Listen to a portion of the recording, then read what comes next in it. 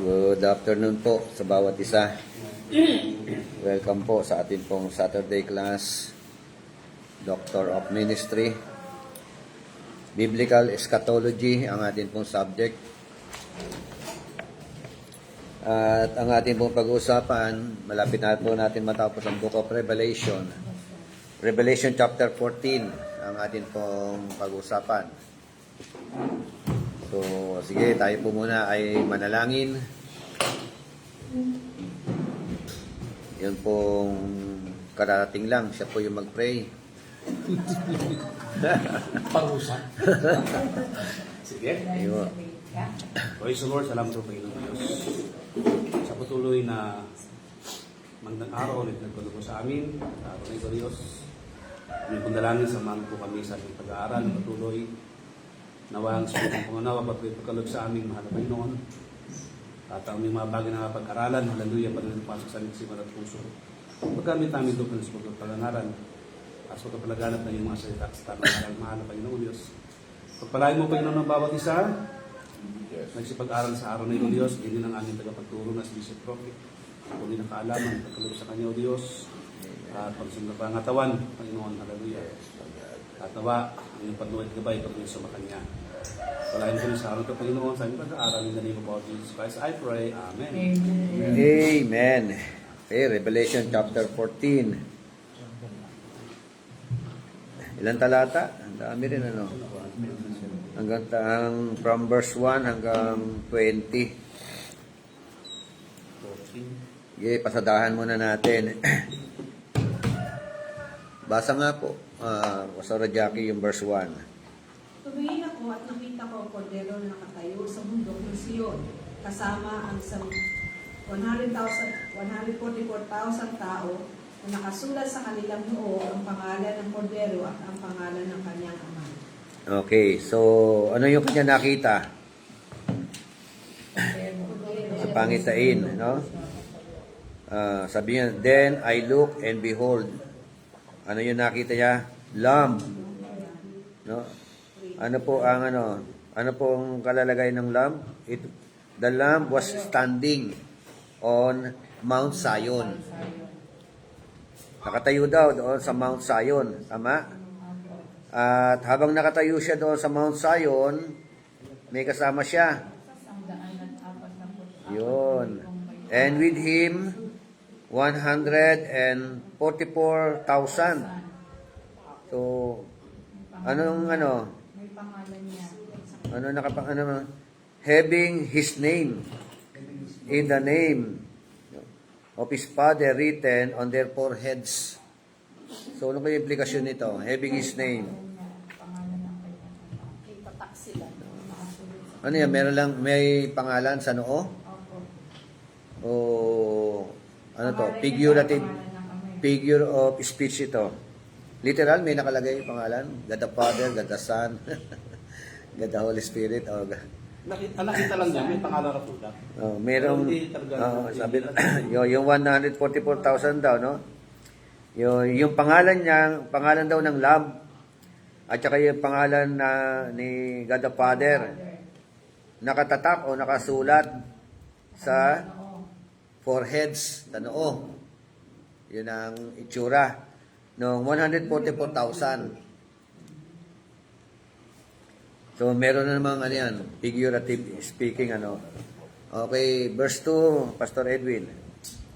At narinig ko mula sa langit ang isang tinig Sige po, tuloy. na sinlakas ng mga alon sa dagat at dagundong ng tulog. Ang tinig na naririnig ko ay parang tugtugan ng mga alpa. Wow. May narinig daw siya, no? Kanina may nakita siya. Ngayon naman may narinig. Ano yung narinig? Voice from heaven. Mga tinig mula sa langit. Na, oo. Ano yung tinig? Mayroon rin, no? Like the sound of many waters. Like the sound of loud thunder. Yung boses, Lakas, Hindi basta-basta tulog yun. So, and the voice which I heard was like the sound of harpists playing on their harps. Malakas nga, pero maganda tunog, ano? Yan na yung kanyang Pastora Julie, verse 3. Sila'y umaawit ng isang bagong awit sa harap ng trono at sa harap ng apat na nilalang na buhay at sa harap ng mga pinuno. Walang makaunawa sa awit na iyon, kundi ang 144,000 na tinubos mula sa sanlibutan. Ano kaya yung awit na yan, ano? Ano kayong kaso? Meron silang awit, ano? Yung awit, sang a new song. Ay, sang ang news. Di ba? Bagong awit. Hindi pa natin na-awit dito yun. Hindi Yung natin. song. Wala pa nakapag nalikha na kaya yung awit na ito. Si Don Moen ba? There's a new name written down in glory, and it's mine. Diyan. Kasi kinanta na natin. Basta they sang a new song, di ba? So, before the throne, sa harap daw ng trono, Sa harap. before the four living creatures and the elders. Yun po, no? Sino yung kumakanta? Sino yung kumakanta? Yung 144,000. 144. Diba? Na tinubos. Kumakanta sila. Ang ganda, no? Kumakanta sila sa harap ng trono. No? Ang audience, Ito ang pinaka-choir. si Lord, ano? Choir. Oo. Choir, ano?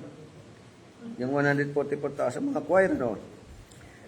Tapos, 144 na kumakanta. sino pa yung audience? The four living creature. The creatures. The elders.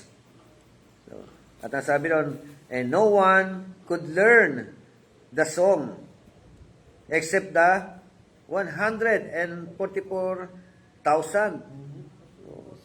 Sila lang nakakaalam. Sila lang. Yung mga saksi niyo ba lang? 144,000 lang daw. Ano? Sila lang, mga saksi lang ito, no? Oo, mga witness ito eh. Itong 144,000, sabi ron they were purchased di ba? From the earth. Tinubos. Okay. Pastor Edwin ulit, ikaw naman. Edwin, verse 4. Ang mga ito'y hindi nangahawa sa mga babae, sapagkat sila'y mga malilinis. At ang mga ito'y ang nagsisisunod sa pundero sa man siya tumaroon. Ang mga ito'y ang binili sa gitna ng mga tao na maging mga pangunahing bunga sa Diyos at sa pundero. Ano ibig sabihin hindi nangahawa sa mga babae? Ano, hindi nag-asawa? Hindi Hindi sila nagkasawa. nakapagtayo. Oo. Ay bakit sabi Mga ano naman to, celibates. celibacy? Oh, dami nito, 144,000. Hindi pwedeng saksi niyo. Ay di ano, Hindi na lumisan. sablay sa mga saksi na Hindi na lumisan ng yun pala yung katangian, hindi nangahawa. O in other words, hindi nag-asawa. Yeah. Hindi nagkaroon ng sexual relationship with the women. Di ba? Mga lalaki lang. Ng kapintasan. Mga lalaki lang. Mga lalaki lang. Oh, hindi rin nakipag May apat na ano relasyon sa babae. Apat na kategorya, apat sila na yung verse 4, may apat na kategorya kung sino itong mga to. Ang hirap tapatan kung sino yung apat na kwalifikasyon pala para maging kabilang sa 144. 144. Ito nga, mga qualification tama, no? Una, Hindi nahawa. yun, hindi, these are the ones who have not been defiled with women. Oh. They have kept themselves chaste, di ba? Mula sa Disqualified na tayo dyan. Qualified? Qualified na. Qualified na tayo dito. They are, ano sabi yan, these are the ones who follow the Lamb wherever He goes. Oh, yun, another yung katangian nila. Sumunod daw sa Lamb kahit saan magpunta. These have been purchased from among men as first fruits to God and to the Lamb. Purchase first fruits. Tapos yung verse 5, Bishop, hindi nagsinungaling. Sino ba sa atin hindi nagsinungaling? Hindi sila Sir, baka ikaw. Kaya, ang lakas ng loob. Ang kinin nito, no? Lagi ka na kaagad. Wala silang kapintasan. Di ba, inaangkin, ano? Inaangkin ito ng ano. So, sino kaya itong mga to? No? Yung 144,000. Sino kaya? Hindi kaya Bishop yung mga yung mga pinatay na mga babies noong panahon ni Christ na mga lalaki. Ang tingin ko dyan, tinuroon to sa kanila pero ito yung ano sa pantaha lang. Sabi ng ilang mga theologians, ang papasok lang sa apat na kategorya nito, ng verse 4 tsaka 5, ay mga bata, kasi ang bata hindi pwede nagsisinungaling. Yung mga sang pinatay ni Herodes, na mga 2 taon pababa, di pa nagsisinungaling yun. Tapos sila yung first fruits, unang pinatay, bago si Jesus. Unang pinatay, kaya sabi niyan sa verse 4, mga unang handog sa Diyos at sa first kordero. fruits. So ang kordero ang handog, pero ito yung unang inihandog para sa kordero. Eh, sino yung papasok sa kategoryang gano'n? Pero ang contention naman doon, aabot ba yung mga batang pinatay niyon sa buong Israel? Aabot ng 144,000? Yun yung unang tanong doon. Kasi ano lang yun eh. 2 years old lang yun, no? Baba. 2 years old pababa. Oo.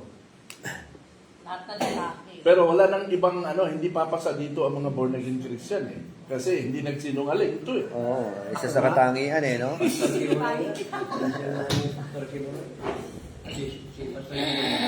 Kung yung sinasabi mo, hindi na sila abot ng 144,000. Malay mo naman. Buong Israel eh. Israel eh. Dami na. Times 12. So, hindi rin pasok ang mga saksi ni Jehovah, lalo na. 144. Times 100. Di ba? Yung doktrina nila. Ng kasakdalan ng kalalakihan. Kasi itong 144,000 kasi, mababasa nito sa Revelation chapter 7. Ayun, may sinasabi ni Pastor Jackie, Ano raw? yung sa tribes of Israel, 12. 12 the people in Israel times 12. Oh, 12 talaga yun. 144 times 100. Kada Israel kaya umabot ng 144 times 12 mo times 12 times Hindi 12. kasi Pero yung dami. yung kasing 12,000, kasi pagka 12 times 12, that is 144. Oo. Tama? 1,000. Kasi yung itong 144,000 na ito, nabanggit dito doon sa Revelation chapter 7. Di ba? 129 yata yun, di ba, Bishop? Oh, same ba ito? Pareho lang. Sa 7 at Yun nga, yun 14. Yun ang gusto mo maging point. 144,000 din ito eh. Correct. Wala namang iba yung sinabi ng ano, di ba? Sila din yun. Oo. Nabanggit po ito sa Revelation 21, 12 to 14. Ang Ang beses siya nabanggitin. 7, 14, tsaka sa 21. yung mga bata na pinatay ni Herodes, sila yung pinakamalapit na kwalifikasyon para pumasok dito sa apat na kategorya na to o apat na kwalifikasyon. Ang argumento nga lang, Umabot ba sila? No, they were, sa isang tribo, 12,000 bata ang pinatay. Yun yung question mark doon. Oh. Bawat tribo. From the tribe, no? From each tribe. From each tribe. No, 12 babies, 12,000 babies So from kung hindi each ito tribe. babies, kung hindi ito bata na hindi pwede magsinungaling, hindi magkasala. At sila lang naman yung inoffer Bago para sa kordero. Ang kordero ang inoffer para sa makasalanan eh. Tapos, sila lang yung First inoffer fruit. para sa kordero. para First maligtas fruits. si Cordero. Kaya hindi namatay si Christ kasi Sa kanila. so magkita nila, sila na yung napatay. Inisip na siguro ni Herodes na Kasama na sila. kasama na doon sa lahat ng mga pinatay kung sino man yung magiging Kristo. So nakalusot ngayon. Meron pa. So sino ngayon na pwede? Meron pa. Sina? Sa panahon ni Moses. Pinagpapatay lahat ng silong na lalaki. Patay. Yun na nga ang ano ko dyan, ang iniisip ko, kung buong Israel ito, lahat ng mga bata ito before Jesus, pag pinagsama-sama mo, in heaven, umabot na sila ng pwede umabot ng 144. Oo. Pero bata lang talaga pwede dito, hindi pwede matanda to. Hindi pwede sila, no? Sila Enoch, sila Noah, sila Abe, Abel. Mga heroes of faith, hindi Asawa pwede. yung mga yun. Naging, Nagsinungaling din yun. yun nga, hindi yung Pero di ba sabi verse sa 5. Isaiah, ang bata nasa sinapupunan pa lang meron na siyang naman ng kasalanan. Oh, pero hindi Tama lang na. ang punto dito. Ang punto dito, nagsinungaling. Wala yung act of lying. Wala Hindi pa. sila nakapagsinungaling talaga. Yung Yun ang- untested perfection ang tawag Oo. sa kanila. Innocence perfection. Baka Correct. tumutukoy ito sa spirituality, hindi sa Lahat ng physical, tunay na mananampalataya. hindi sa physical aspect ng tao, kundi ito sa spirituality niya na Actually, ito eh. nakilala niya ang Panginoon. Kung ito'y literal, kung ito'y literal Meron kasi natin, tayo mamimisigling dito, sabi ng binili. Binili sa verse kasi kanina mula sa lupa. Ano mo na lang. Diba? Ayun na. So kasi pag dito, meron tayong binili dito na nagkawitan sila muna, pero ang isa sa mga kategori nito, ang 40,000 lamang. Sining 40,000. 140 na sa makatuwid ay siyang mga binili mula sa lupa. Eh, ang salitang pagbili kasi, yun lang ang the Pastor. blood of Jesus tinubos. Christ. Yung ano yan. Tinubos. Apo. Oh, Pastor, ano, Jose Miller. Ito na yung sa Ito na yung sa Kay Pastor Jackie at Pastor Edwin. Ano, ano tayo doon, ma'am? Sa Saturday yan. Susunod namin. Meron din ito Meron na. Bishop sa ano, sa Hindi nagsabay sa Pearl eh. Oo, sa Pearl. Tas ako 31 din kayo? Sa Oo. 25. 25. Ako yung speaker, ako yung Ng yung alas mag 5. Sa? mag-exhort. Sa bagong sipan. Ano yun? 31 din. Bukas po. Bukas. Bukas na. Ng O di, 5 o'clock. bukas. Sa, ano yan eh, sa 31 yan. Opo, sa atin. Kaya, oh. Ganito din yung kanilang ano. Logo. Okay, tuloy natin. Verse 6. Oh, Pastora. Nakita ko rin ang isa pang anghel na lumilipad sa iyong kapawid. Dala ang walang hanggang magandang balita upang ipahayag sa mga tao sa lupa, sa lahat ng bansa, lipi, wika at bayan. May nakita na naman. Ano kanina? Narinig. Nakita. Another angel. Ano nga niyan? Lumilipad, ano? Sa gitna ng langit. Sa gitna ng langit. Mid-heaven. At meron siyang good news. Mabuting balita. Meron siyang mabuting balita dala, no? No. Papayag siya sa mga tao sa lupa. Yun, having eternal gospel, preaching to those who live on the earth and to every nation and tribe and tongue and people. So, another angel. So, ano yan? Literal angel? O the messenger? No? Dalawa to bishop. Pwedeng, Pwedeng literal, ano? pwedeng the messenger. Lumilipad eh. Eh, Oh, yeah. bakit? Hindi siya literal. Di ba Literal ebanghelyo? siya. Di ba lumilipad na ebanghelyo? Dami lumilipad ngayon Siya yung ng lumilipad mga eh. mangangaral Oh, di ba? Angel na lumilipad. Eh, dami mga lumilipad ng mga mangangaral ngayon. Oh, ba lumilipad? Going to another nation. Yung aeroplano. Posible kayang hindi natin pwedeng i-interpret ito na literal kasi ito ay vision. Ito ay pati yung sinasabi kong mga bata na hindi nagkasala, hindi ito Oo nga. literally Pakitain yan eh. interpreted na pwede natin i-associate sa literal na tao. Kasi ano to eh, pangitain lang to eh. Hindi, pagpangitain kasi, meron siyang ibig sabihin. Meron siyang, So, may, pwedeng ano eh. meron lahat mga kasi figure of connection eh. speech, ano, o ano. Binili ng dugo. Eh, tao lang naman ang hinili ng dugo ng Panginoon. Hindi naman hayop. Oh. Kasi nga, yung verse 5 nga, sabi nga, yung, and no lie found in their mouth. O, ano ba yan? Literal ba? Kung literal, Kasi katulad din ito, Bishop, o yung verse 6, nakita ko rin, isa pang nangyel, lumilipad sa kalawakan, dala ang walang katapusang magandang balita upang ipahayag sa mga tao sa lupa, sa lahat ng bansa, lahi, wika at bayan. Oo. Eh, ang angel never naman niyang nag-preach ng gospel. Tapos, yun doon sa first part of Revelation, ang angel na tinutukoy sa mga churches ay mga pastor. Kaya nga. Oh. So, hindi Mga messenger nga. pwedeng Di ba? literal na Gospel angel natin. to. Gospel. Yun. Oo, hindi literal na angel. Kasi Okay. vision to eh. Verse 7. Pastor, Brother Ed. Nagbalita lang. Edmer. Sinasabi niya ng malakas na tinig, matakot kayo sa Diyos at magbigay kaluwalhatian sa Kanya, sapagkat dumating ang panahon ng Kanyang paghatol at magsasamba kayo sa gumawa ng langit at lupa at ng dagat at ng mga bukal ng tubig. Okay. So ano yung mensahe? Ano sabi? Matakot. So, and he said with a loud voice, so, fear God, sabi, no? And give Him glory. Bakit? Because the hour of His judgment has come. Kaya matakot kayo sa Panginoon, bigyan nyo ng kaluwalhatian ng Diyos. Anong dahilan? The hour of His judgment has come. So, paghatol. Diba? Sino hahatulan? Siyempre, hahatulan yung mga nag-refuse. Diba?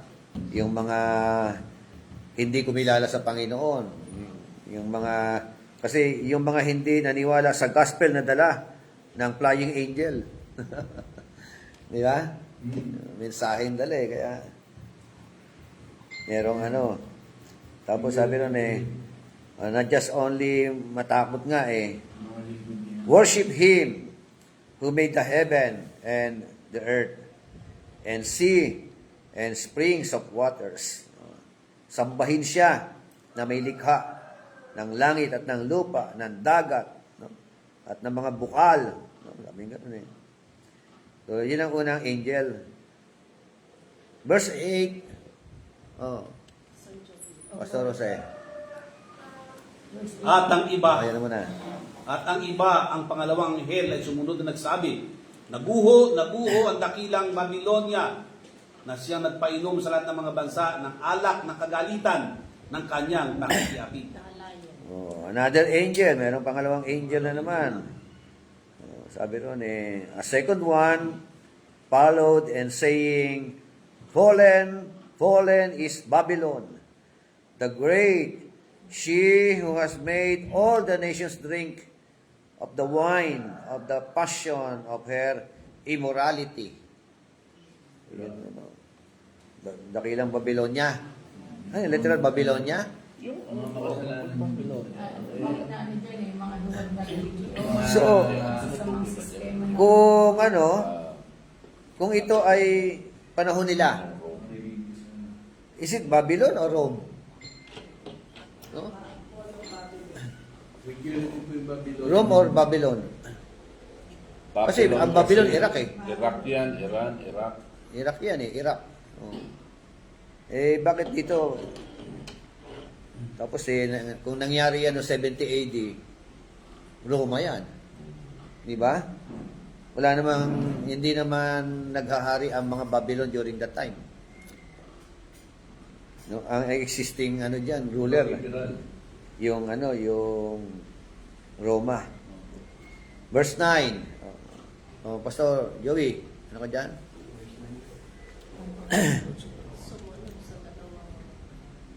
At sumunod sa dalawang ikatlong anghel na sumisigaw. Sino mang sumasamba sa halimaw at sa larawan nito at nagpatatak sa kanyang noo at sa may ay ayunin ng Diyos ng purong alak ng kanyang puot na ipinungos sa kopa ng kanyang galit. Ayan na yung third angel, no? Another angel, the third one, followed them. At yun nga, with a loud voice na naman, ang sabi ran, if anyone worships the beast and his image and receives a mark on his forehead or on his hand, verse 10, he also will drink of the wine of the wrath of God, which is mixed in full strength in the cup of his anger, and he will be tormented with a fire and brimstone in the presence of the holy angels and in the presence of the Lamb. Ito na yung mga mga nagpatatak, no? Okay, so tingnan mo natin yung manual natin. Revelation chapter 14. This vision of Mount Zion is glorious contrast to the preceding revelations. It reveals the heavenly side of this period of persecution and trial and sets it forth in 7 exhibitions. The first vision is of the Lamb on the Mount Zion. Heavenly vision, Yan ang unang pangitain, di ba? Nakita niya raw. I look. Number 2, with him were many thousands of his redeemed out of old Israel who believe in him and recognize his glory. From verse 1 to verse 5. They are part of the woman's seed that was caught up to God's throne, but are now seen from another point of view. So, ibig sabihin, yung mga redeemed na mga Israelita, no? Yun ang tinutukoy yun, 144,000 na nakita. So, ano sabi ng 12:5? Chapter 12, verse 5.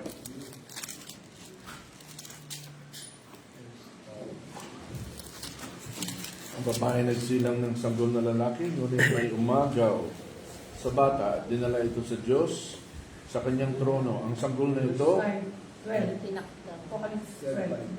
12:5. Oh, yan, tama. Ang sanggol na ito ang itinakdang maghahari sa lahat ng bansa sa pamamagitan ng tungkod na bakal. Ayan, sabi lang, yung huli, and her child was caught up to God and to his throne. So, sabi nga, they are part of the woman's seed that was caught up to God's throne, but are now seen from another point of view. May mga... Next page.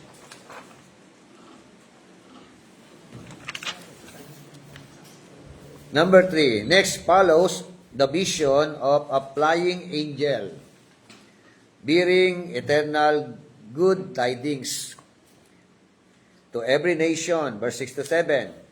A symbolic representation of the gospel beginning to be carried to the nations. This is accomplished in spite of the dragon and his agents. While the dragon, wielding the forces of the empire, seeks to annihilate the church. Seeks to annihilate, talagang sirain, wasakin, Masakir lahat. So, the true children of the heavenly Jerusalem are caught up to be with Christ in glory. And in spite of the persecution of the gospel is still preached in all the world, accompanied with warning and promise. Thus the saints are triumphant on account of the blood of the Lamb and on account of the word of their testimony. Chapter 12, verse 11. And they overcame him because of the blood of the Lamb and because of the word of their testimony. I did not love their life even when faced with death. So, sino yung tinutukoy?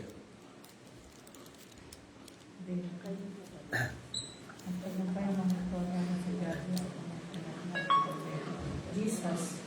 Yung 144,000.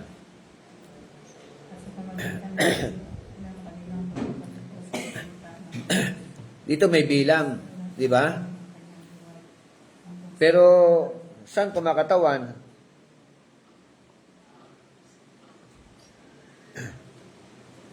Doon siya 144,000 na ito. Dito kasi sa number 3, Bishop, Mm.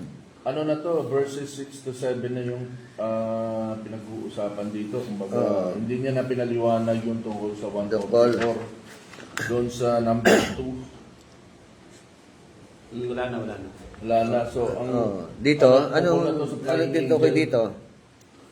Wala nang connection, Bishop eh. Wala na. Oh. Ang may connection lang dito, yung pag-ibig. Yung pag-ihip, verse 6. Hindi, ito, kasi meron sino, then the woman pled, sabi nga sa 12:5 na nito ko ng 12:5.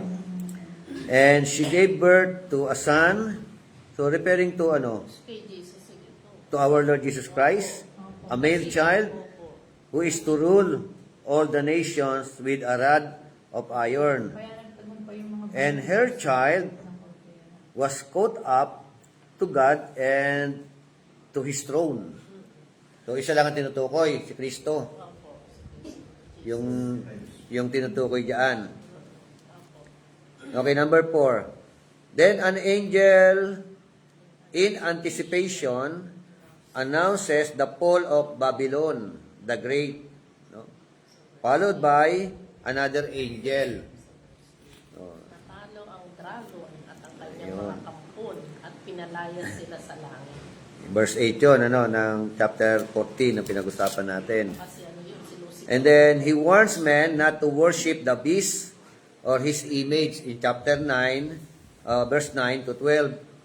Yun ang warning. Tinapon ka.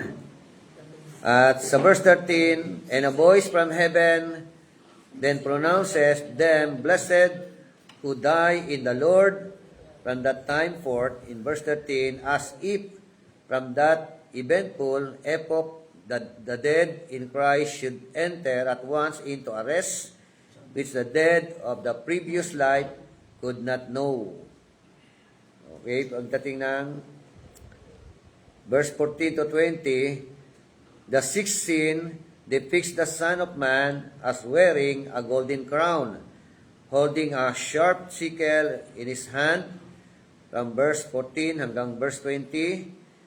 At sa pangwalo, with this soon appeared another angel, having a sharp sickle, and the land was reaped, and the winepress, trodden outside the city, spread rivers of blood that seemed to deluge all the land. This is but another picture of the same catastrophe seen from another point of view. Okay? So, kaya yung verse 14, ito nga, yung reapers, hanggang 20. Kaya, okay, tingnan natin. Tuloy natin, verse 15, chapter 15 and 16. Umusad tayo ng mahaba-haba. The vision of the 7 bowls. Ito. Huli na ito, no? Unang 7 seals. Pangalawa, 7 trumpets. Tapos 7 bowls. Ito na yung huli. Sige, yan natin. Kasi parang yung sabi niya, yung the vision of the 7 bowls or vials, full of wrath of God, which are called the 7 last plagues, chapter 15 and chapter 16, is another symbolic of what was previously indicated by 7. Unang 7 seals, chapter 4 hanggang chapter 7, and the 7 trumpet, o sa trumpet oath of chapter 8 and hanggang chapter 11, with which they immediately correspond. Parang magkakahawig lang kasi, no? Tingnan ninyo, bakit magkakahawig? Ito nga, next page, the trumpets, ano ang unang salot? Yung plagues, ibinuho sa lupa. No? Dito sa 7 bowls, o the vials, yung plagues poured on the land. parang sa kanya, ayon sa ating manual, parang isang senaryo lang. Pero sa atin dati, yun ang pagkakaalam, di ba? Yung mga futurist, mga naniniwala sa mga end timer, di ba? Or end times ng panahon natin ngayon, ito ay magkakasunod-sunod na mga senaryo. Dispensationalist. Magkakaibang panahon, kumbaga.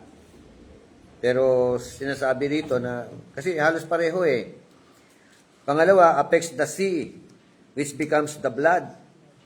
Sa vials, affects the sea, which becomes also the blood. Diba? Oh. Pangatlo, affects the rivers and mountains. Fountains. Sumunod, affects the rivers and fountains. Sumunod na naapektuhan, affects the sun, the moon, and the stars. So the vials affects the sun. Panlima, the abyss, di ba? Opened and men tormented. Dito nyo, no? Sa vials, the abyss, opened, men tormented. Pang-anim, angels at Euphrates loose to master hoarders of Calvary. Dito sa vials, angels at Euphrates loose to master for battle of great day. Pang-pito, catastrophe. Judgment on kingdom proclaim. Terrible phenomena, voices, thundering, and earthquake. Sa vials, ganun din, catastrophe, proclamation of the end, awful natural phenomena, voices, thundering, and earthquake. So, sabi nga, we understand this to be parallel visions of one and the same judgment of God, similar to the parallel vision of the book of Daniel.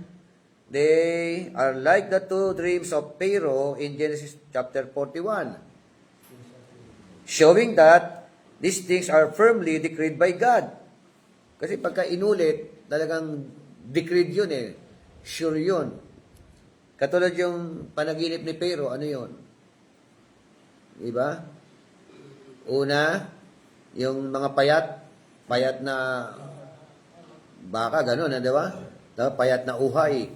Pero, iisa lang ang kahulugan, pero magkaibang kwento ng panaginip. Magkaibang siya. Kasi din, parehong Magkaibang kwento, pero same ang meaning.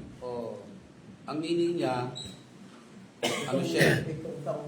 Diin, pagbibigay diin lang. Oo.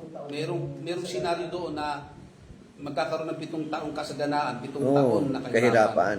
Oo. Oo. Yun lang naman ang binanggit ko. Dito kasi, meron kasi tawag na 7 Dito, angels. sa 7 seals, 7 trumpets. May 3 angels pa. So, ayun yung kanyang pananaw. Doon naman sa Revelation chapter 10, pag-ihip ng ikapitong anghel, nagkaroon ng katahimikan, naganap na. Dito, meron din. Pagkatapos ng naganap na, dito rin sa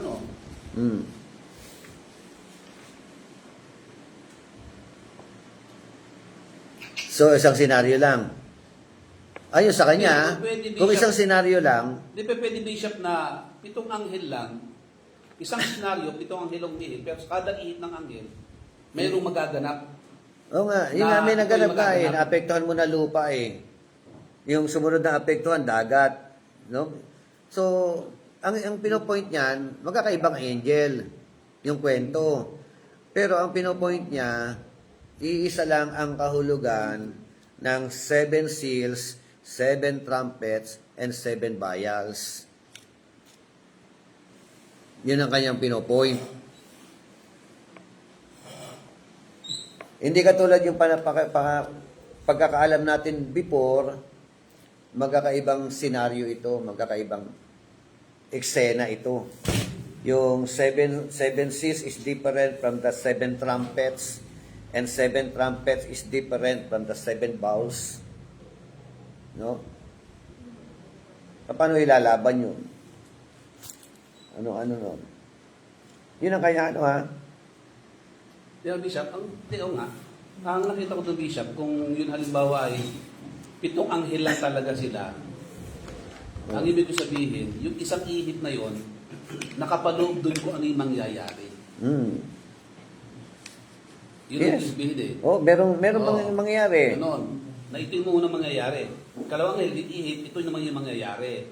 Sabihin, meron silang time Parang Time frame. Oo. Na kada ihip ito yung mangyayari. Kanya-kanya silang time frame. Oh. Yun ang ibig sabihin ng Bishop. So ibig sabihin, yun nga, iba ang Kasi may eksena O, parang may ng- magkakahalintulan kasi ng iba eh. seals. Oo. Iba ang senaryo ng trumpets. Iba yung ano. Halimbawa, doon sa unang trumpeta, Mm. o sa ikatlong trumpeta, halimbawa, sabihin natin, doon magaganap yung sa nating Mark of the Beast. Parang ganun eh. Diba? Mm. Parang ganun ang ano doon, scenario, Bishop. Parang ito, sa unang event, ito yung mangyayari, ganito. Tapos, ikalawa, yung mga nangyari dito sa unang anghel, pwedeng magtuloy sa ikalawang anghel. Oh. Pwedeng ganun. ang So iba naman ang mangyayari. iba Oo. naman ang hinipan at iba Oo. naman ang ano Tapos, yung nangyari. pangatlong ngayon umihip, Mm. tapos ito yung mangyayari, at yung sinasabi dito na mangyayari, pwedeng magkukontinue siya sa ikalawa, papunta sa ikatlo. Parang ganun siya, parang continuous ano siya. Continuous. Mm. Hindi isang event lang. Hindi, continuous siya. Hindi, ano siya eh, from mula sa, halimbawa, medyo ano siya, yung hindi masyadong, yung 7 seals, parang yung papanimula. Mm. Medyo hindi pa siya Ayun. worse. Yung 7 trumpets, doon na yung medyo, ano siya, Medyo tumindi na, yung parang tumindi. Big ano na yun. Oo. Tapos pinaka-worse talaga, yung huling day. Hindi nga, ang ibig Ang ibig ko sabihin ganito eh. interconnected sila dahil Oo. Yun, oo. Parang continuous lang. Second seals na sabi na ipapahayag, yun na yung hudyat para ibigay yung 7 trumpets. Then yung ika-7 trumpet, yun naman ang hudyat para ibigay niya yung 7 vials. Para kaya Magkakasunod. magkakadugtong sila. Oo. Kakadugtong. Mas tugma. Parang ganun. Kumbaga, nag-i-escalate yung... Nag-i-escalate Oh, nagle-level up. Nagle-level up. Yung nangyayari ba, Bishop? Yung mga judgment. Oo, yung mga ito. Ito na yun. Yun nga, yun nga, ano. Kaya, Tapos, kasi may magko-continuous pa rin siya. Papunta sa ikalawa, Oo. tatlo. Sa kada So, event, sa kada ito yung mangyayari. Gamari yung mga preteris. Kasi preteris ang inaano ito eh. Yung stand niya eh, paniniwala niya eh. Kasi, ang pinipilit niya talaga diyan, ang kaganapan nito nangyari sa Israel na naman. 70 AD. Kaya isang senaryo lang talaga, 70 AD. Pero kapag ka-historicist ka, futurist ka, eto nga, na interconnected. Para merong level. First level, 7 seals. Another level ng judgment, 7 trumpets.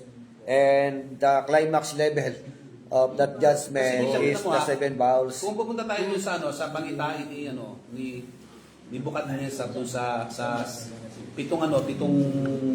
baka. May 7 bakang payat, may 7 bakang matataba. Tapos, ang ginawa, kinain. Diba? Hindi Una. sa ano yun, Oo. hindi kay Nebuchadnezzar Ay, yun. hindi, ano, kay- Sa Genesis yun eh. Ganyan yun. Kay Pero yun eh. Kay Pero. kay Pero pala, kay Pero. Hindi rin kay Oo. Daniel. Sorry. Kay Joseph yun. Kay Kay Joseph Joseph. pala. Oo. So, sabi, merong nakitang parang 14 na Oo. baka. Merong payat at merong mataba. Tapos kinain. Oo. So, ibig sabihin, meron munang 7 tagutom. Pagkatapos, kasaganaan naman ang kasunod. Continuous pa, what continuous siya? Oo. Parang gano'n ang pangyayari. Hindi, baka baliktad naman. Kasaganaan muna tapos tagutom. Oo, Oo. Kasi kinain ng payat yung ano eh. Yung matatabang baka eh. Oo. Oh, sabi niya, magkakaroon ng 7 taon kasaganaan. Kasaganaan, kaya mag-prepare Tapos na 7 tayo. taon Oo. na kahirapan. So, ginawa, kasi continuous pa. Yung ano, Oo. bakit pinakita? 7. Oo. tuloy 7 sabi- uhay, pero 7 14 baka. lahat. Pero 14 lahat yung pinakita. 7 payat, 7 ano. Tapos, pero ang ano niya, continuous. Parang gano'n lang, Bishop. So, ganyan Hindi, din yan.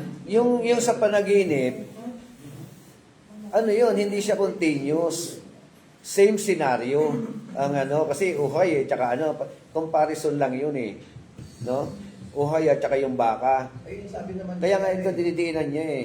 Sabi naman ni Joseph na isa lang ang kahulugan. Isa lang ang kahulugan yun, sinabi na nga ni Joseph yun eh. Same meaning lang yun eh. Kaya ito rin ang gusto rin bigyan ng diin ng author ng akalat ng hawak natin. Kasi pagka receive lang bishop, tapos na. Oo. Wala nang hihintay tapos sa lahat yan. Oo, yun nga. Noong 70-80, doon naganap yan. Oo. Eh, may Kaya- mga vlogs kasi bishop eh. Kaya sa pag-aaral natin, sablay, parang sablay yung, Oo, sa- yung ganong Yung pananaw. granizo. Ano yung sabi ng granizo na bumagsak? Di ba? Ang dami, maraming question na pwede ibato na. Ano ibig sabihin ito? Kasi dapat meron yan eh. Katulad halimbawa niya, no, doon sa Yun nga, yun nga yung point na ano ito eh. yung payat na baka, tagutom ito. Itong namang kasaganaan, kinain. O, ang continuous niyan, kasaganaan muna, bago tagutom. O, At sabihin, pinakita yun para mag-prepare ang tao sa Oo. panahon na dumating to, hindi maging maka-apekto yung ganito. Oo, pero pinakita, di ba, na nakasaganaan muna bago tagutom. Oo. Yun sinasabi ko sa Umabot siya ng tinatawag nating 14 years lahat. Yung senaryo. Pwede i-apply yan sa Peter eh. Kapag buhay pa, maganda ka na. Kasi pwede yan. May balas na pa, no? Segue na naman ito. Okay. Kaya, kailangan meron ka na ngayon para pag dumating yan. Wala na, di ba? So, Para na siya ng hirap. Parang bisa, umibig sa anghel ito, mangyayari o pinakita niya. Sunod ulit, umihip ulit, continuous ito ulit, ito, katas ito yung pero mangyayari. mas angkop yung magkakaiba ng senaryo, continuous. Continuous Mas yun. ano. Kasi nga, sa unang bugso, di ba, 1/3 ang naapektuhan eh. 1/3. Ibig sabihin, may 2/3 pang ano, natitira. Puro 1/3 eh. 1/3 of the sea, 1/3 of Tsaka the tingnan mo, earth. Bishop, Oh. ipinakita din doon yung ano eh, yung pangyayari na yung parang pag-rebelde sa Satanas, di ba? Sabi niya, yung kanyang buntot ng dragon, yung ano sa stars eh, yung 3/4 na natangay niya eh. Yun yun eh. Sige. Hindi naman kategory siya, tapos may kategory nun eh. Antuloy natin, 17 and 18 para matapos na natin itong eschatology na to. Para malaman natin dulo. Chapter 17 and 18, many interpreters have held it to be virtually self-evident that the Babylon of the book of Revelation is the city of Rome. O, ito no. Ito, Babylon. Kasi kung sisipatin natin ito na, yun nga, yung nabasa Babylon, ibig sabihin, hinahantay pa natin uli ang maghari ang Babylon. Kung end time, ano? Kung panahon natin, kung literal. Wala na sa Saddam. Winasak na ni Amerika, di ba? Yung Nebuchadnezzar. So, pero dito, according sa kanya, yung parang figure of speech, symbolical. Babylon is referring to Rome. No? And the existing rulership during that time, yung Rome, di ba? Tuloy natin. Empress of the world in John's day. You know? Empress of the world, yung Rome. And since that time, the seat and center of the most corrupt form of Christianity that the world has seen. Ano yun? The Roman Catholic Church. No? Hindi ngayon, yung European Union, nag-ano na sila, nagpipili na sila talaga ng religion na Antichrist. At sa Israel, Jerusalem, inaano nila yung third temple para may kahari ng Antichrist na talaga. Oo. Kaya, Ayan, kung yun kung literal na Babylon yan, hindi natin alam, di ba? Ang Babylon, Iraq sa Middle East. Pero may Babylon na Roman Catholic. Spiritual. Na may inide silang Antichrist na lilitaw sa libutan ito para mag-ano. Okay, so yun nga, no. Kaya nga, sabi ro, the most corrupt, ano? The most corrupt form of Christianity that the world has seen. Kaya kita nyo, no, huwag na ilayo hanggang ngayon. Natagurian tayong Christian country. Christian nation, the only Christian nation in Asia. Oh. Pero the most corrupt. Bakit sino yung mga namiminuno? Di ba? Walang kapangyarihan. Isa. Joey, Nilaligaw na po na kayo, brother. So, May mga protestant Yeah, din dyan. majority, di ba? Protestant din dyan sa Senado. Congress, meron din. Baptist, Okay. This is taught to be placed beyond question by the apparent identification of the harlot in the vision as the city of the seven hills, and that great city which reigns over the kings of the land. The Greek here is, yung Hebrew, o Greek word, which should be translated the land instead of the common and misleading translation, the earth. No? Ano yung common translation? Earth. Oh, pero land, yung tinutukoy. Kaya nga, Matthew 26:13, ano sabi ng 26:13? Matthew.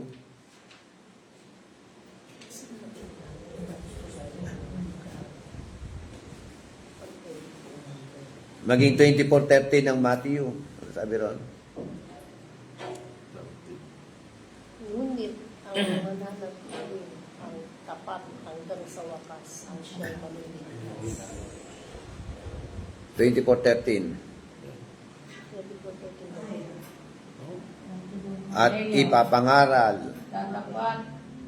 24:13 di siya? Yes, oo. Tatapat ang magtiis hanggang wakas siyang maliligtas. 24 ano, yung ipapangaral ng mabuting balita. 14 po yan. 14. Papangaral ang Ebanghelyo ito Yun. ng kaharian sa buong sanlibutan. Buong sanlibutan. Sa pagpapatoo sa lahat ng bansa at kung magpapagayoy, darating ang Oo. wakas. Whole earth. Di ba? So, yung earth diyan, land, according to interpretation. At yung land doon, referring doon sa land of Judea, land of Palestine. Na tinutukoy. Doon ipapangaral. Eh, nangyari na pa. Ha? Nag-preach na ba doon na mga evangelist sa Biblia? Kaya, Noon yun, nangyari na yun noon. kaya nga nangyari na. Pero nangyayari pa rin ang ngayon. Meron pa naman ng Israel nag-i-exist na may mga bunag. Ay, ngayon, ang interpretation natin kasi, mundo. Ah, sa Mundo. Earth means whole world. Pero yung earth meaning land. Na may particular land talaga, doon lang, doon sa Palestine na yan. Saan na yan? Okay, ito. It may seem presumptuous as well as hazardous to challenge the long-standing and popular view which sees Rome as the Babylon of Revelation. Nevertheless, there are such weighty reasons to challenge this that we cannot ignore them. Here they are. Ano yung hindi dapat ma-ignore? Number one, there is a priori presumption of the strongest kind against Papal Rome being the Babylon of the Apocalypse. John was clearly dealing with a then existing threat to wander into all ages and places. To interpret these visions is forbidden by the express limitations laid down in the book itself. Basa nga number 2. Anybody? On the other hand, it is to be expected that prominence would be given in this revelation to the city of Jerusalem. And if revelation is a restatement of our Lord's Mount of Olives prophecy, we would expect to find the same essential things in it. So it would be as unreasonable to try to find papal role in the book of Revelation as to look for it explicitly in our Lord's prophecy. Okay. Number 3. Anybody? Deserve particular attention also that in Revelations there are two cities and only two brought prominently and by the name into view of symbolic representation, and it is the very antithesis of the other. Antithesis of the other. The one is embodiment of all that is good and holy. The other is the embodiment of all that is evil and cursed. Okay, so ano yung ano to? Ano yung tinutukoy dito sa tatlong pananaw na ito?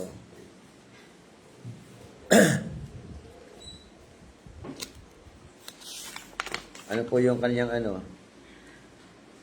Sabi nga it may seem presumptuous as well as hazardous to challenge the long-standing and popular view which sees Rome as the Babylon of the Revelation.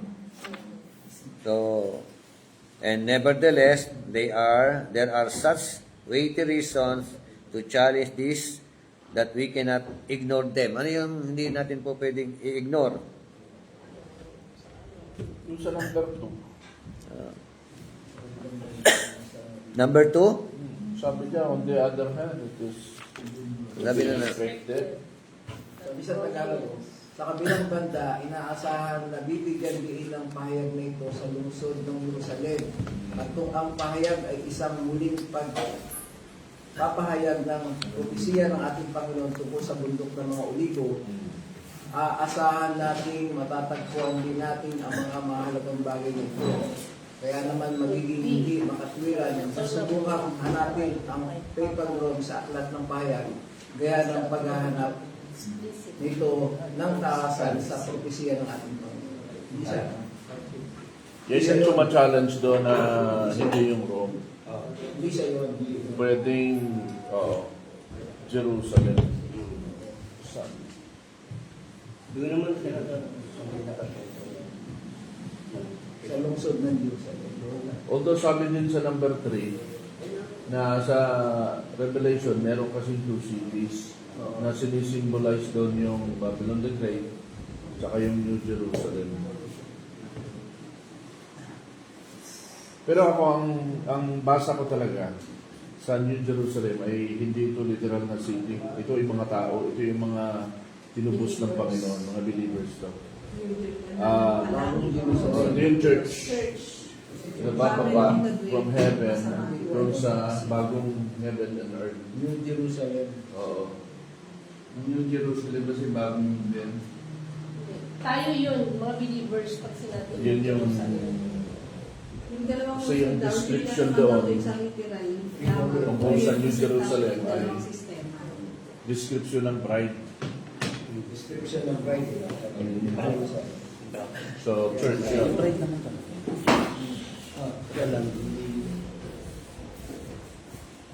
Gcash na Pero sabi niya dito kasi, Okay, Chat ko na sa dalawang city dito na tinutukoy, yung Babylon the Great at New Jerusalem. Hindi siya yung city of God. Oo. Yun yung challenge doon sa matagal na long-standing long na paniniwala point of view, parang gano'n. na ang Rome pwede din daw, sabi sa number 2, pwede din daw na ito yung Hindi kasi, ang ano kasi dyan, kung itutukoy naman natin sa history, ang the modern Babylon is Rome. Tingnan natin. Kasi Modern. the longest run na imperyo na tapos ng 1458 BC o 43 BC, ang Rome lang. Mula sa paghahari niya. Oh. Mula doon sa pasimula ng kanyang paghahari na wala pa si Kristo, para 60 BC pa lang yata nagsimula na sila. And then, natapos lang siya.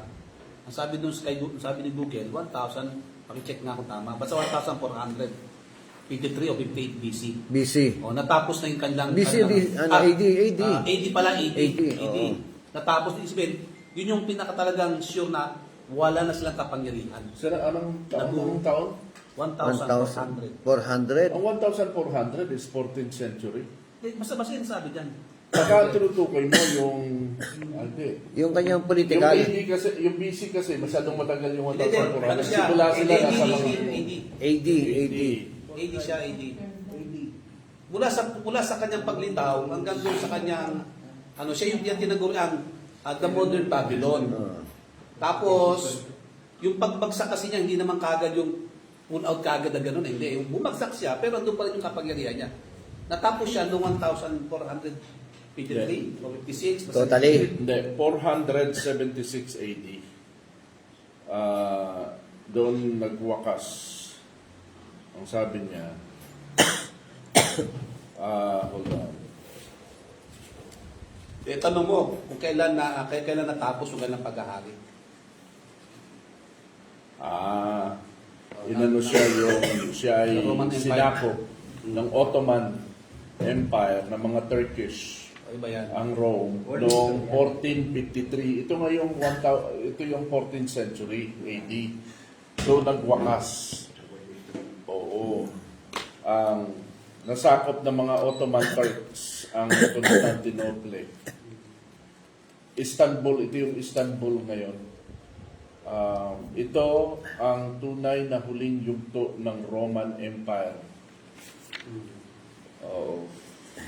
Di ba sa yan mo nakita mo dyan, meron siya.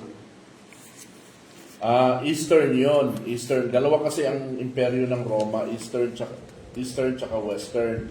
Ang Western Empire bumagsak noong 476 AD.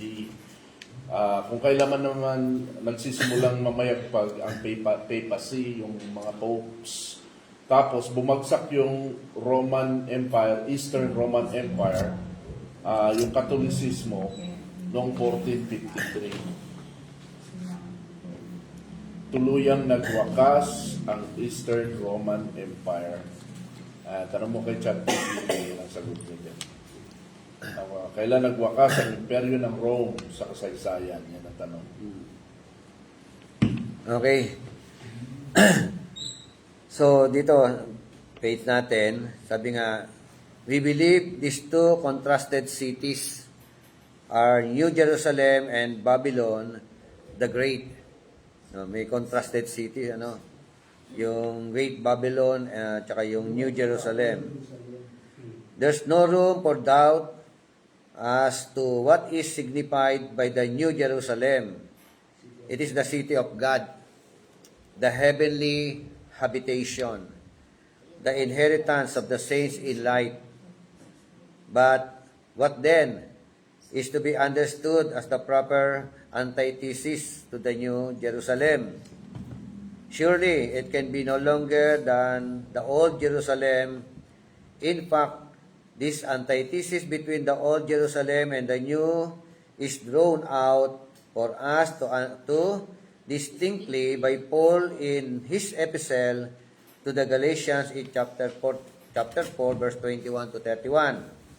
This, we believe, is the key to a correct interpretation of this symbol in the book of Revelation. So, mahaba yun, Galatians 4, 21 to 31.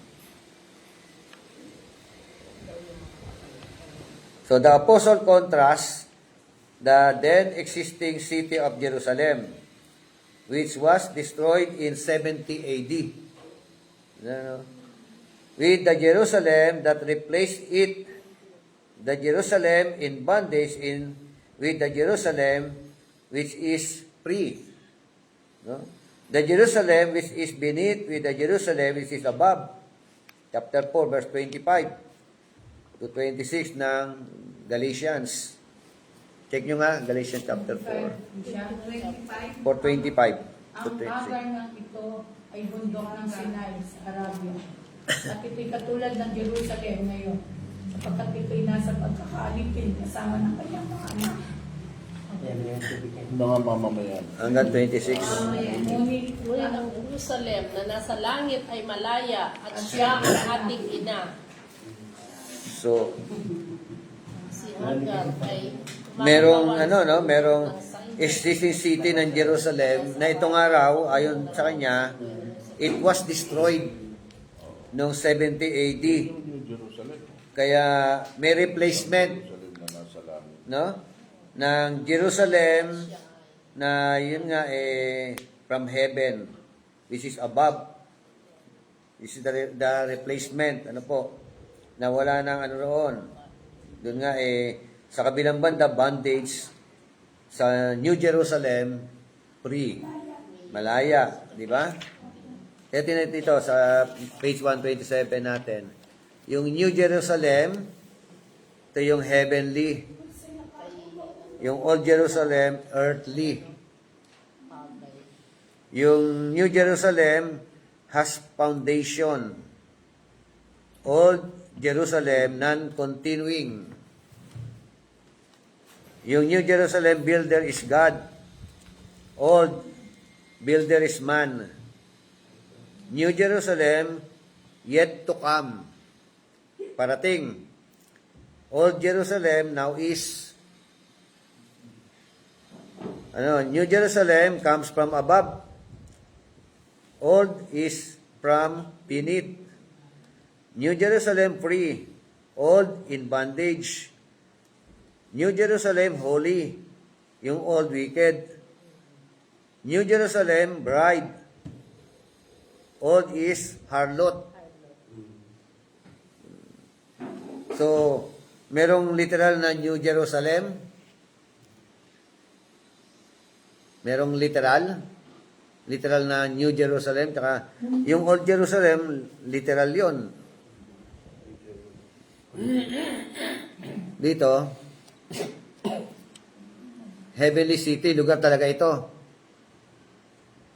Ganun ba? Na ang maninirahan, yung bride, mga Kristiyano. Sa Old Jerusalem, ang nanirahan, mga Jew na mga wicked. So, ibig sabihin sa ngayon, tinutukoy niya pa rin ba Israel? Yung yung Sa New Jerusalem, Hindi pag sinabing lang, earth, sa buong mundo, after na preach yung gospel, meron na talagang hindi, itong old Jerusalem na ito. Yung New Jerusalem talaga. Pero sa Israel, hinahandaan na rin talaga pinaghahandaan yung Messiah nila. Second coming. Pero third coming na yun. Ay, hindi. Second coming yun. Yung New Jerusalem, Bishop, ito na yung pinaka-final. Wala na yung langit at lupa. Tama. Tapos na lahat. Tapos ito na, makikita natin bumababa yung bagong Jerusalem. Yung bagong mundo, natatahanan natin. Oh. Tayo, mga Bagong tao pa mundo. rin, pero wala nang kamatayan. The question is, Yung New Jerusalem, yun na yung langit. ilalagay ang New Jerusalem. Yun na yung langit? Siguro yung dalawang langit ay. Saan tinalagay? Oh, Sa Israel ba o sa...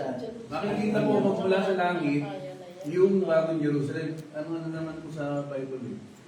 Sa futurist Makikita po natin. Ay di, kung ano yan, future, bumababa yung bagong Jerusalem. futuristic, future. Na ginawa niya. Future yan. Hindi preterist, kung preterist. Pagkatapos ng lahat, Tapos na yung preterist. Oh, di ba? pagkatapos din yung bagong Jerusalem sabihin. Dissolve ang Old Jerusalem. Wala na po yung Jerusalem. So itong New Jerusalem, ito, Wala kasi na, kung dissolve dissolve na. ito, di sila naniniwala dito. Pero, yung New Jerusalem, kailan nagsimula kung na-dissolve itong Old Jerusalem nung 70 AD, kasi yung nila yung point of view nila di ba?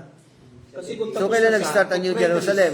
Kung preterist siya, Bishop, tapos natapos siya noong 70 AD, di wala na. Oh, dito lang na ang Jerusalem, O, di old. Yung New Jerusalem na. Oh, di after Kaya that, ibig sabihin, New Jerusalem. From 71 AD hanggang sa panahon natin ngayon, nasa New Jerusalem na tayo. Yun nga yung, kung yun ang magiging point nila. Pero ang problema kasi sa New Jerusalem naman, wala Heavenly na city na to New eh. Jerusalem. Kapayapaan wala na ng yung, Bishop eh. Pagkakilala sa O, paano yun? Kapayapaan nila doon lahat. Yan nga, sabi ko sa panahon natin, nandito pa yung portale na sumabot pa sa may. Mapasok pa sa isipan natin yung demonyo eh. So wala pa tayo sa New Jerusalem.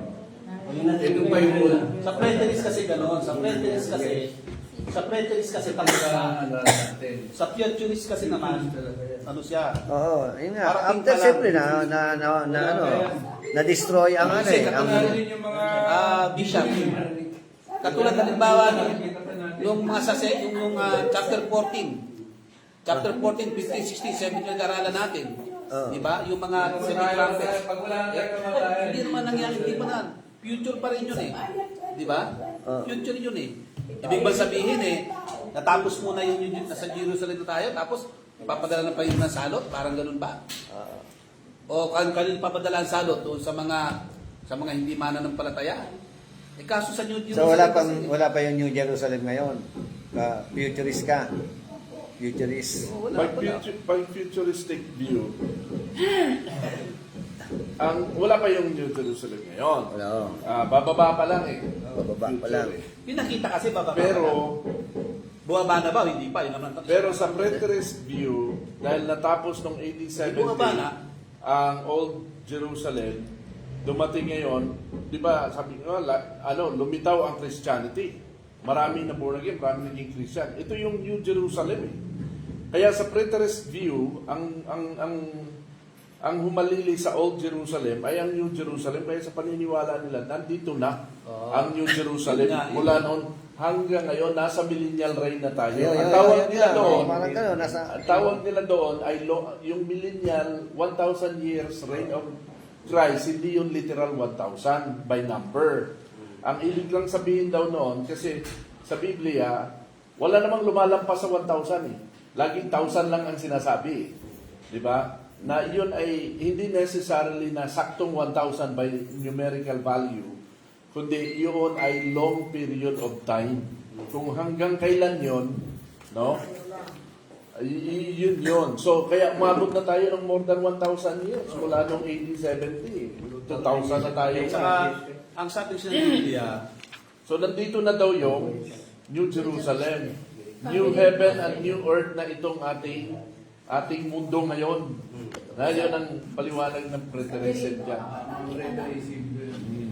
Ngayon, may punto. Kung titingnan mo, no, may punto din naman. May historical, Mga paliwanag yan kay Tuloy, yung mga preterism Wala nang pagkakalamate, walang kirot.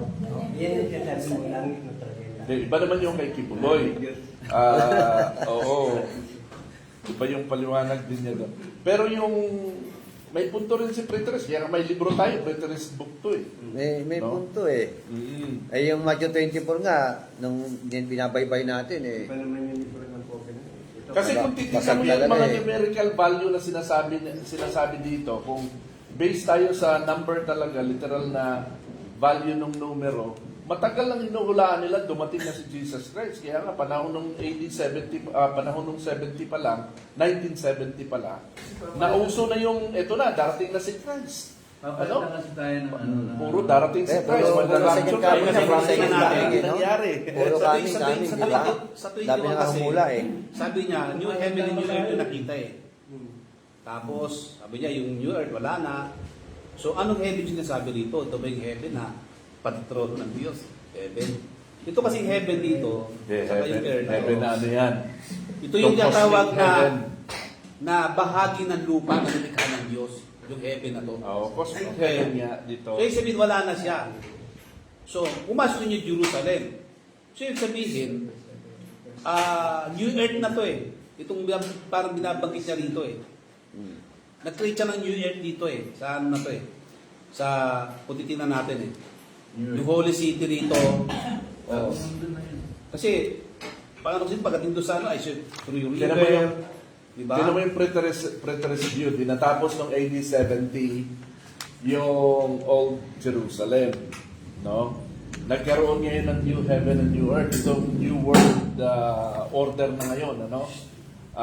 Na mayagpag na ang New Jerusalem, which is the church, nagsimula na doon hanggang dumating yung mga Katoliko. Nung si Jesus Christ namatay, umupo siya sa trono in heaven, yun yung paghahari niya bilang King of Kings and Lord of Lords sa new heaven and new earth, sa New Jerusalem, which started from the 1st century up to 2026 hanggang ngayon. Ito ngayon yung millennial reign. Iyan yung preterist view talaga tungkol dito. Kaya lahat ng paliwanag dito tungkol ito sa past nangyari na ito. At yung parting ito, nangyayari ito ngayon. Yun yung Pero tayo kasi, hindi ganun ang nakagisna natin. Nakagisna natin na lahat ng ito parating, rapture, magkaka-rapture, tapos magkakaroon ng wedding in heaven.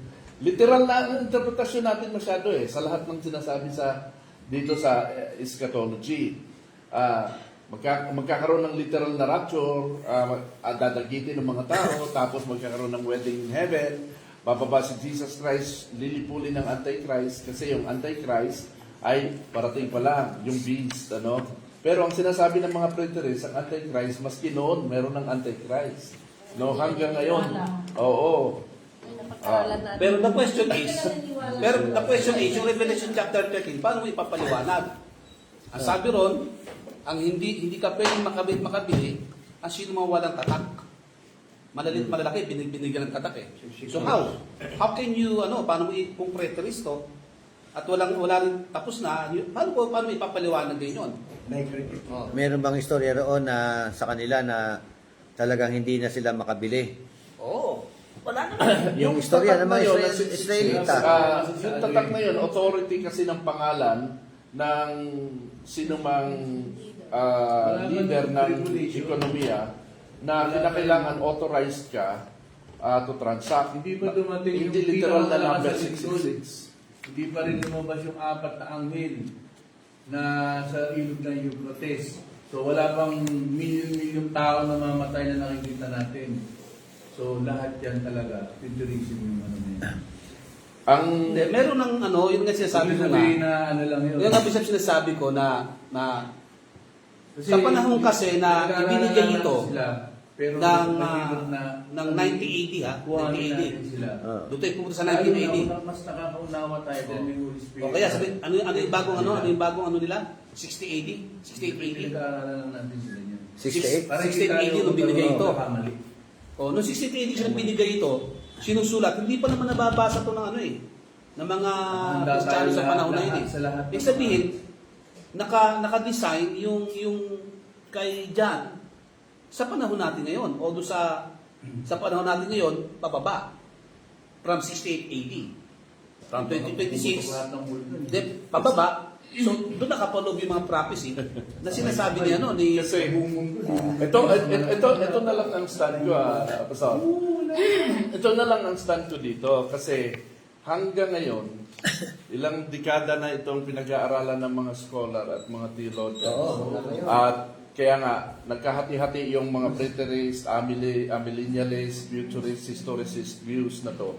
Na hanggang ngayon, di nila nare-resolve yan sapagkat hindi talaga yan ma-resolve. So ako, ang stand ko personally is ganito. I do not stand on any point of view dito. Ayokong magiging dogmatic ako sa may tama si preterist, may tama si amillennialist, si historicist, at saka si futurist. May tama. Pero lahat ng ito, kasi dinasi lang nila sa history at merong pagkontra ang mga futurist sa mga preterist. Ngayon, may mga punto din, ang futurist. Ngayon, ayoko maging dogmatic sa pagiging futuristic view kasi common ito ang nakalakihan ko. Kasi open ako sa wisdom at hinihingi ko sa Lord kung ano yung dapat kong panindigan. Ang pananindigan ko na lang ngayon ay maging ready ako sa mga kaganapan na pwedeng gawin ng Lord sa buhay ko. Kasi hindi ako nagpe-prepare for the rapture, hindi ako nagpe-prepare for the second coming. Kasi hindi natin alam, baka mamayang gabi, hindi na tayo magising eh. Nauna pa tayo doon, namatay na tayo. And then, ang isip natin doon sa future. Pero, mamaya, kukunin na tayo ni Lord. Ang tanong, prepared ba tayo? So, kinakalan yung mga tao, huwag natin dalhin doon sa idea na preterist, dapat ang paniwalaan nila, dapat futuristic dapat sila, dapat may rapture. Maging ready kayo at any time kasi hindi mo alam ang oras kailan darating. Kaya nga, Kaya walang makarisol. Yung pre-trip ka ba, mid-trip ka ba, post-trip ka ba? Nagtatalunan yan eh. So, kasi ang sa akin naman ganito lang nakita ko. May kutus ka ron eh. May kutus ka ron eh. Kasi kung sinasabi natin na 68 AD na sulat yung kay John the Beloved. Tapos, natapos ito ng 70 AD as a secretaries, no? Ang mga libro 2 years lang, 2 years lang yung pinakita ng Panginoon sa kanya. Tama ba? So ngayon, kung 90 AD naman siya, ibig sabihin, from 68 AD, lahat ng ipinakita kasi ron, ibig sabihin is, alin na doon yung naganap, Yeah, ganito alin na lang. yung naganap doon. Diba? Conclude na natin itong manual na to. Punta kayo sa page 141 para makonklud na. So, ano ba sinabi dito? Diba? So, sa hinaba-haba. Ito, una, page 141. Conclusion. Ay, magkaroon tayo bagong manual. Haba-haba na, parang ganun lang. Ano eh? Una, Tapos talaga dyan. there is no contradiction between the teaching of Jesus, the epistles of Paul, and the book of Revelation written by John. Concerning, number 1, all these things. Yan ang unang, di ba? All these things that were to take place in that generation. No? Wala na contradiction. Yung epistles, yung sinulat ni John, yung Revelation, tsaka yung sa Matthew, di ba? All these things. No. Concerning for what? In that generation, not our generation, according sa Yun ang conclusion. Number 2, the second coming, o yung parousia of our Lord is which to follow. They all agree in teaching, number 1, that the end of the ages of preparation was near at hand when the apostles wrote their pointed portions of the New Testament. Next, that Christ was to come progressively on the clouds of heaven, and that this progressive conquest of the world of lost sinners would commence before that generation had passed away. Kasi nga, di ba sabi, yung pagbabalik ng Panginoon, hindi raw mawawala ang henerasyon na ito. Di ba? At yung nakakita, sabi rin, di ba, sa Acts, di ba nakita yung umakyat? Yung nakita yung umakyat, makikita nyo rin babalik. Apoy na mamumugno na siya. No, makita nyo rin babalik. So, ibig sabihin, yung nakakita ng mga actual na tao, makikita rin nila pagbabalik. So, yun ang Okay. Before that generation had passed away. Number 2, it is self-evident that the coming of Christ on the clouds of heaven was premillennial, for it marked the formal assumption of the dominion, power, and judgment which now exercise and will continue to exercise until He's put all of His enemies under His feet in 1 Corinthians 15:25. Number 3, kayo naman bumasa. The final visible return of Jesus will mark the end of the price of His presence coming on the clouds of heaven, when He will give over kingdom to the Father, and God will be all in all. Between these two events, His ascension to heaven, His return from heaven, the Messianic age intervenes. Its beginning was like the tiny mustard seed, or like a stone cut out without hands, which grows and will increase until it becomes like a great mountain, filling the entire world. It is possible that much of the church history and triumph is still future, and that more centuries may yet elapse before it reaches its fullness of development. Okay, After so- all, God promised Abraham that in his seeds all nations of the earth would be blessed. Okay. Niniwala din siya sa futurism. So, di ba meron siyang yung tinatawag na exousia, at saka parousia. Dalawang term di ba? So, ano kaibahan ng dalawa? Exousia at saka parousia. Yung parousia, ito yung yung final visible return.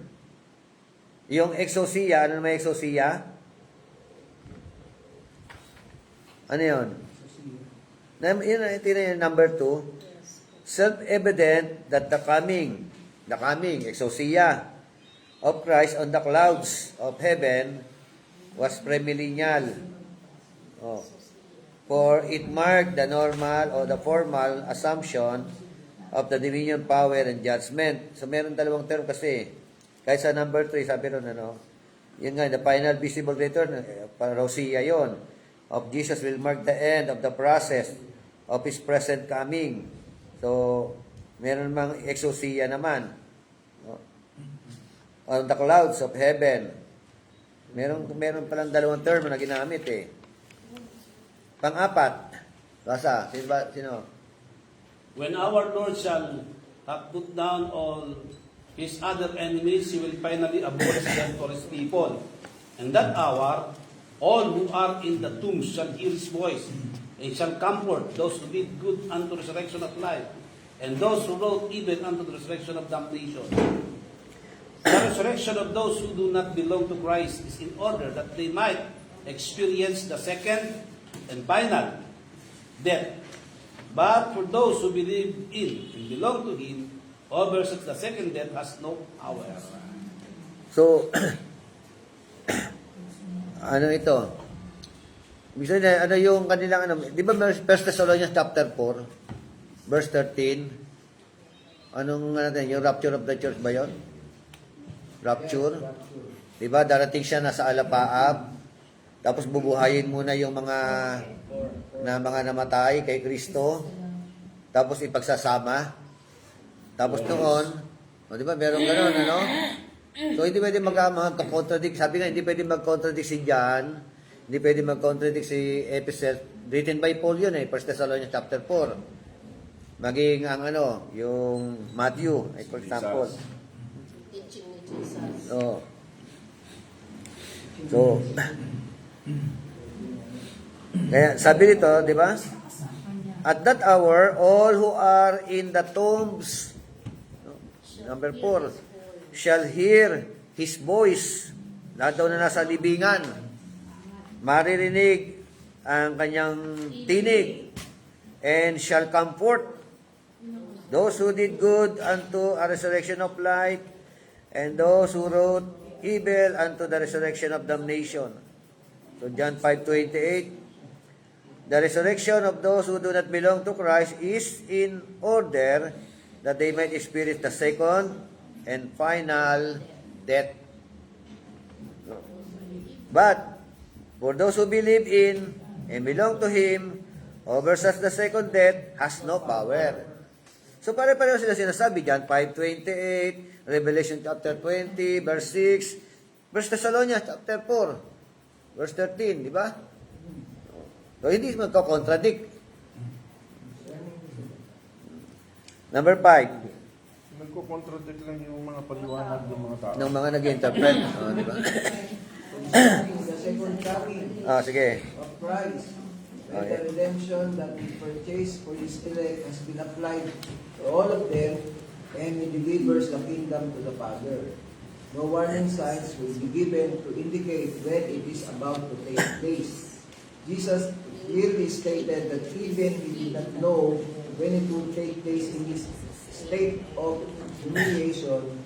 He also clearly said that it was not even given to His inspired apostles to know. It follows, therefore, that we are in serious trouble if we try in any way to calculate the times or the seasons, which will usher in the final consummation. Hindi talaga pwede gamitan niyang numerical value yung mga doon yung sumasablay kaya nagkakaroon.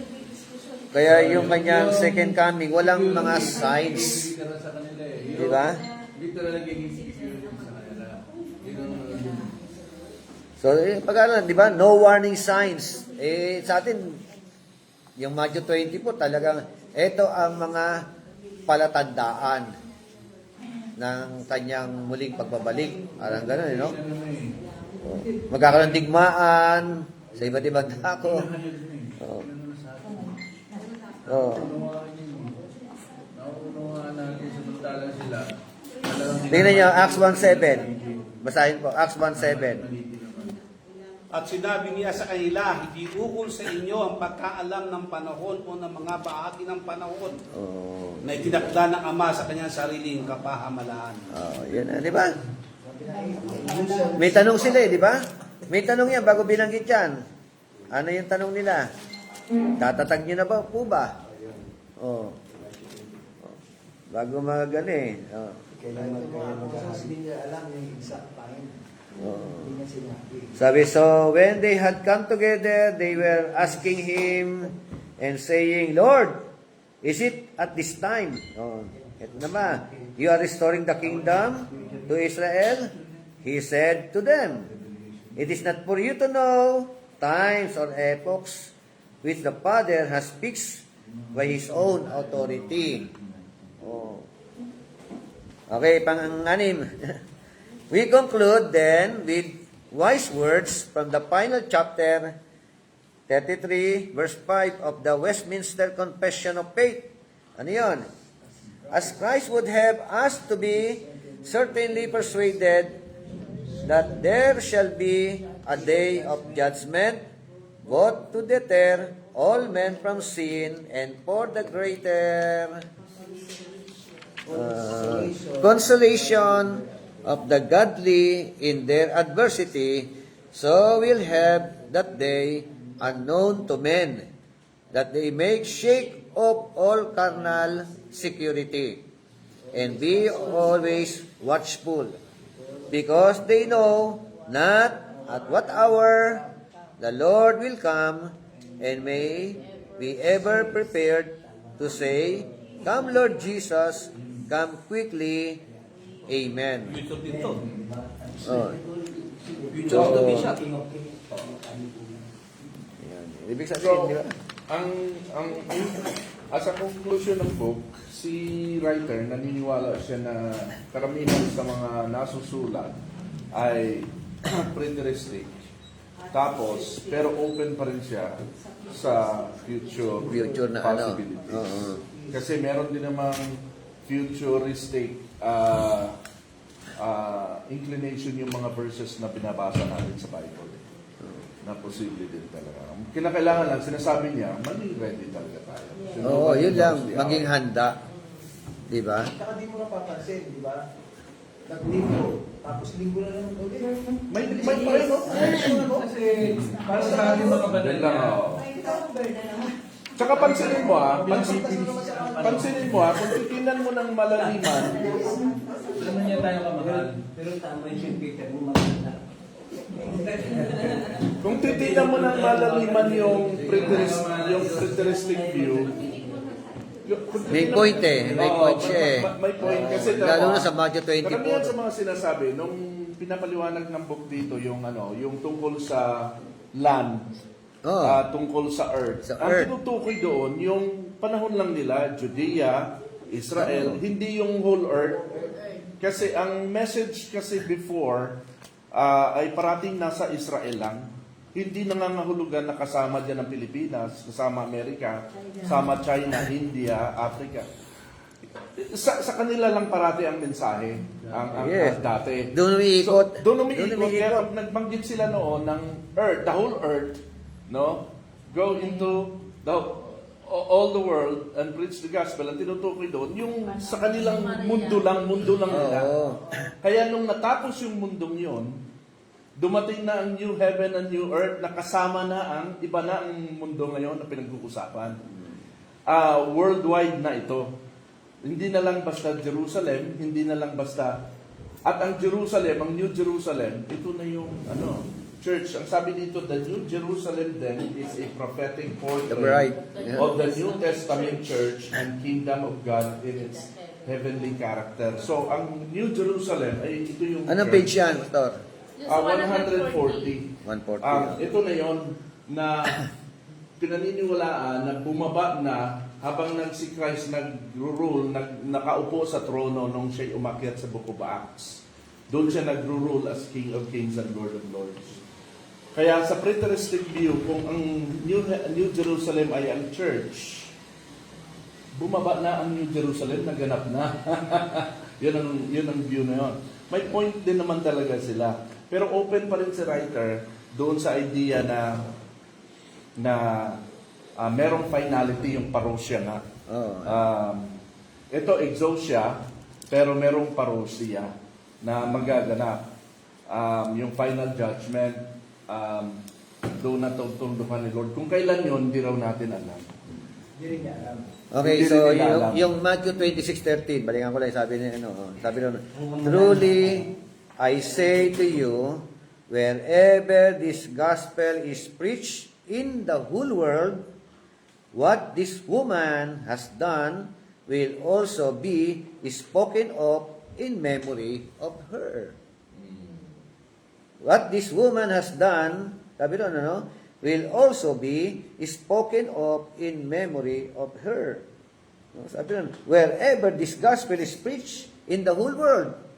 26 Saan yung world na yun? 26:13. 26:13, tingnan yung check nyo.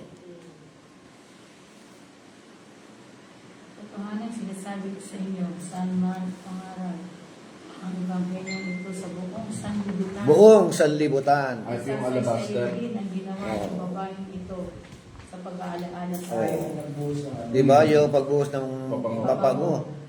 No? Sa buong sanlibutan. Ipapangaral. Kanino sanlibutan na naman tinutukoy dyan? Kasi sabi ron, kapag ka ipinapangaral ang ebanghelyo, sa buong sanlibutan, mababanggit ang pangalan ng babae na ito.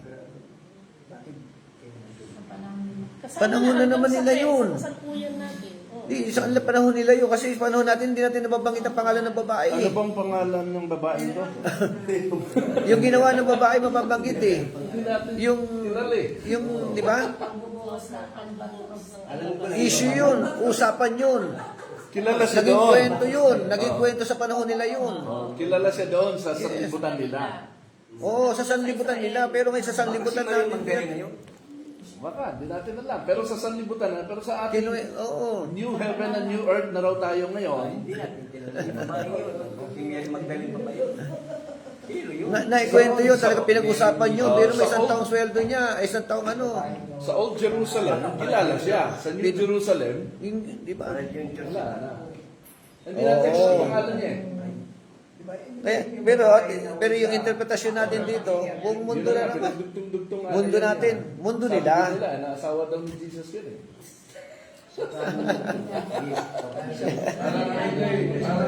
May pagkawit sa tulo ng Zion. Okay. Katulad ngayon, halimbawa, mundo natin, pinag-uusapan ngayon, DPWH, mundo yun, pinag-uusapan yun.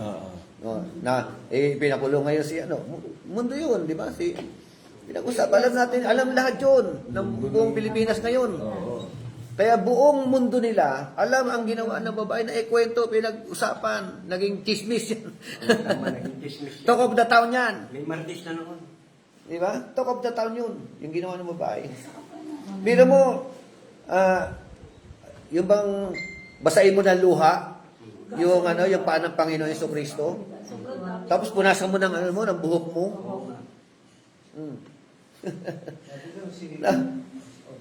Kaya nga sabi niya, Simon, pumasok ako sa bahay mo, hindi ka nga nagbigay ng tubig eh. Para panghugas sa aking mga paa eh. Ay siya, walang tigil na iyak eh. Kaya talk of the town, yung ginawa ng babae. Kasi noon, prostitute yung mga babae. May Magdalene sikat. Their world. Di ba? Okay? Thank you. Anong version? So, ang babae, anong pala? Matthew 26:13. 26:13. Alabaster Matthew. oil. Yung yung nagbuhos ng pabango. Oo. Kung sabi ron saan man ipapangaral ang mabuting balita sa buong sanlibutan, ay babanggitin din naman ang ginawa ng babaeng ito in memory of her. Diba? Napakamahal siguro ng pabango na yun. Isang taon na kami sa Kasi yung pabango ngayon na tig 10,000, at 10,000, hindi 100% oil eh. Ito 100% oil. May paliwanag. Yung mga pabango ngayon, yung mga balon, mga Audi Parfum, 25 to 30% lang yung oil. Sino ba nangalikot ng Diyos? Ito pong langis. Mahal yun. Hindi tama. Okay, let's pray muna. Yan yung ginagamit talaga ng mga parang mabulot sa panahon nila. Pray, pray. Pray tayo. Okay. Pastor Jackie, close us in prayer. Yes, Lord, we praise your holy name, O God. Hallelujah. Panginoon, maraming salamat sa natapos po namin pag-aaral sa pahayag. Nawa, Lord, ang bigyan niyo pa rin kami, Panginoon, ng wisdom namin, Panginoon, na ang iwanagan, ang bawat salita mo, O Lord Jesus. At salamat, Panginoon, sa ibig namin, na patuloy, O Diyos, na pagpalain siya, patuloy na bigyan ng wisdom na knowledge, Panginoon, sa pagtuturo sa bawat sa amin. Ingatan niyo po kami, Panginoon, sa ayong pag-uwi. At ang pag-iingat ko ng igawan niyo sa pagsasaan mo ng safe and sound kayo makarating sa aming mga tahanan. Maraming salamat. Kung ano mga activity pa namin, ang pag-iingat pa rin Panginoon ng igawan mo. Maraming salamat sa tayong pangalan ni Jesus. Amen. Amen. Oh.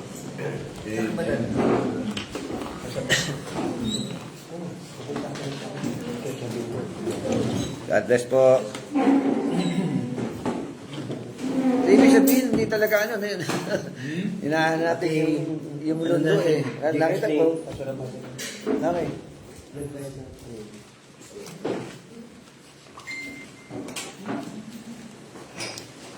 Anong verse ngayon sinasabi niya na sa ngayon di pa natin alam yung kung ano talaga tayo, pero that day we shall see Him as He is.